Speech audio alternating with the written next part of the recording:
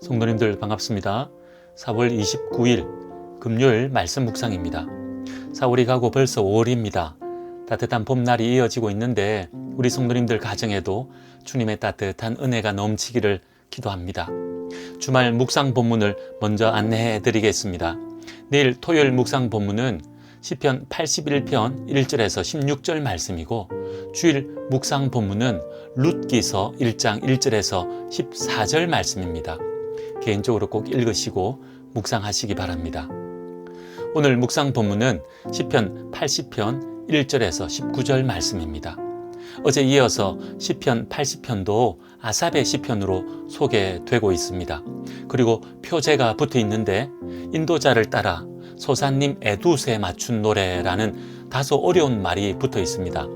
소사님 에두스란 말은 당시 유대인들이 잘 알고 있는 노래 제목으로 추정됩니다. 그래서 인도자를 따라 소사님 에두스에 맞춘 노래라는 표현은 지휘자가 지휘할 때 소사님 에두스란 노래 곡조에 맞추어 본 시편을 노래하라는 의미입니다. 본 시편은 어제 묵상한 79편과 마찬가지로 민족적 애가로 분류되는 시편입니다. 내용을 보면 알겠지만 나라가 망한 슬픔을 탄식하며 하나님의 구원의 은혜를 구하고 있습니다. 하지만 어제 묵상한 시편 79편은 남유다의 멸망을 슬퍼했다면 오늘 시편 80편은 북이스라엘의 멸망을 슬퍼하며 부르짖고 있습니다. 그래서 기록 연대를 북이스라엘이 아수르에 의해 멸망당한 이유로 봅니다. 먼저 본문의 내용을 살펴봅시다. 시편 80편은 크게 세 부분으로 나누어 이해할 수 있습니다. 1절에서 3절, 그리고 4절에서 7절, 그리고 나머지 8절에서 19절로 나눌 수 있습니다. 1절에서 3절은 이스라엘 백성들과 하나님과의 관계를 양과 목자로 비유하여 노래합니다. 4절에서 7절은 백성과 왕으로 비유하고 8절에서 17절은 포도나무와 심은 자로 비유하여 노래하고 있습니다. 먼저 1절에서 3절 말씀입니다. 시인은 하나님을 향해 이스라엘의 목자여라고 부르며 귀를 기울이시고 빛을 비추시어 구원해달라고 간구합니다. 특히 2절에서는 북이스라엘의 중심 지파라고 할 수 있는 에브라임과 베냐민과 므낫세 앞에서 주의 능력을 나타내 구원해달라고 호소하면서 본 시편의 내용이 북이스라엘을 향한 슬픔의 노래임을 나타내고 있습니다. 계속해서 4절에서 7절 말씀입니다. 시인은 이제 하나님을 전쟁에 능한 만군의 하나님으로 부르면서 이스라엘을 회복시켜 달라고 간구합니다. 시인은 회복의 은혜를 간구하기 전에 먼저 이스라엘의 죄악을 고백합니다. 이스라엘이 멸망한 것은 하나님의 진노하심 때문이라는 것을 알고 진노를 거두어 달라고 요청합니다. 그래서 이스라엘이 탄식하며 눈물을 흘리고 있는 것은 하나님의 심판이라는 것을 깨달았다고 고백합니다.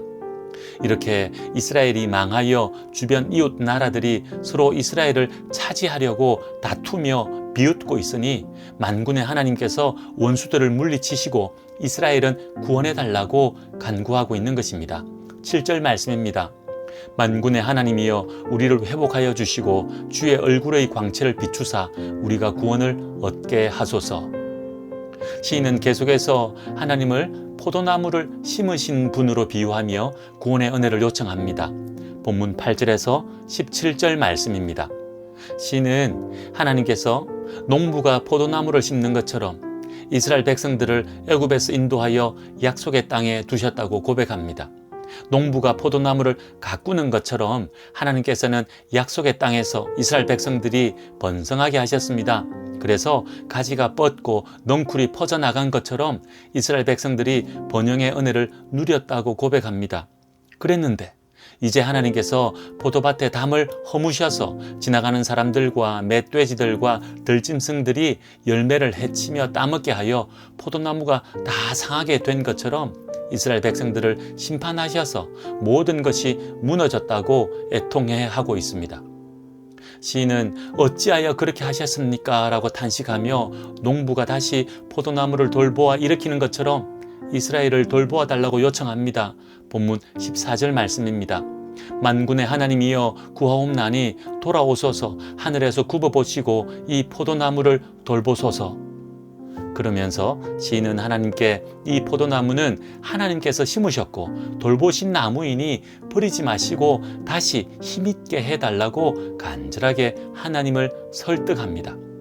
이제 시인은 마지막으로 그렇게 구원의 은혜를 베풀어 주시면 하나님을 떠나지 않겠다고 고백하며 시를 마무리합니다. 본문 18절, 19절 말씀입니다. 그리하시면 우리가 주에게서 물러가지 아니하오리니 우리를 소생하게 하소서. 우리가 주의 이름을 부르리이다. 만군의 하나님 여호와여, 우리를 돌이켜 주시고 주의 얼굴의 광채를 우리에게 비추소서. 우리가 구원을 얻으리이다. 하나님께 조건을 내걸고 흥정하는 것처럼 보이지만 하나님이 어떤 분이신지를 깨닫고 하는 고백입니다. 그래서 더욱 간절하게 부르짖고 있는 것입니다. 이제 오늘 본문을 묵상해 봅시다. 오늘 시편에 등장하는 하나님은 어떤 분이십니까? 하나님은 망하게도 하시고 흥하게도 하시는 분이십니다. 그래서 우리는 어떻게 해야 합니까? 하나님께 나아가야 합니다. 하나님께 간구해야 합니다. 시인은 이스라엘을 망하게 하신 분도 그리고 흥하게 하실 분도 하나님이심을 깨닫고 하나님께 간구하고 있습니다. 이스라엘이 앗수르에 의해 멸망당했지만 이는 하나님의 심판이었습니다. 이러한 범죄한 이스라엘을 하나님께서 망하게 하셨다면 이제 이스라엘을 구원하셔서 다시 회복시키실 분도 하나님이시라는 것입니다.